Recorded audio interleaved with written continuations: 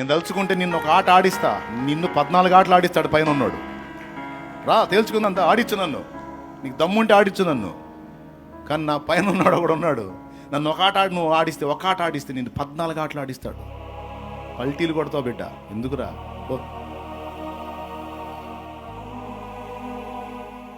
ఏంట్రా నీ బిర్రు, ఏంట్రా నీ దమ్మంటే దేవుడురా. సైన్యములకు అధిపతి యెహోవా అని ఆయనకు పేరు. నా అతిశయం, నా ఆనందం, నా ధైర్యం, నా బలం నా ప్రభు.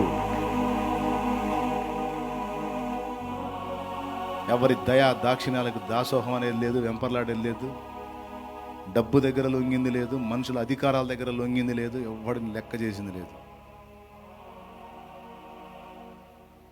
నేను ధనవంతుడని వస్తే ఆ ధనవంతుడికి ఏదో స్పెషల్గా పెద్ద ఈ హడావుడి చేసింది లేదు. సామాన్యుడని వస్తే తృణీకరించింది లేదు. ఇంకా చెప్పాలంటే సామాన్యుల దగ్గర తీసుకొని గుండెకి హత్తుకుంటా. దేవునికి స్తోత్రం కలిగి. డాబు దర్పంగా వచ్చి హడావుడి చేస్తే పక్కన పెడతా.